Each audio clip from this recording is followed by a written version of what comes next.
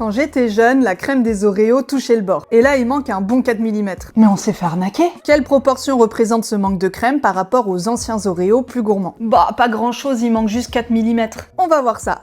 En supposant qu'entre l'ancienne et la nouvelle formule, on a la même épaisseur de crème, alors la différence réside dans la surface, soit l'aire d'un cercle, pif un rayon au carré. Et attention, le rayon, c'est la moitié du diamètre. Avant, on remplissait jusqu'au bord. Donc ce cercle avait un diamètre de 45 mm, ce qui donne une aire d'environ 1590 mm². Mais aujourd'hui, les fabricants ont réduit le diamètre à 36 mm, ce qui donne une aire d'environ 1018 mm², soit une perte en surface de 572 mm². Et ça représente une diminution de 36%.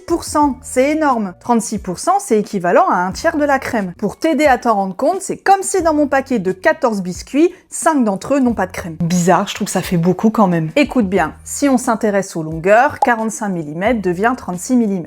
Cela représente une réduction de 20% car le coefficient de réduction est de 0,80. Donc pour réduire la quantité de crème, on multiplie les longueurs par 0,80. Mais dans ce cas, la surface doit être multipliée par 0,80 au carré, ce qui donne 0,64. Et là, c'est magique, 100 moins 64 égale 36, soit une réduction de 36%. Et du coup, ils sont où mes 5 biscuits?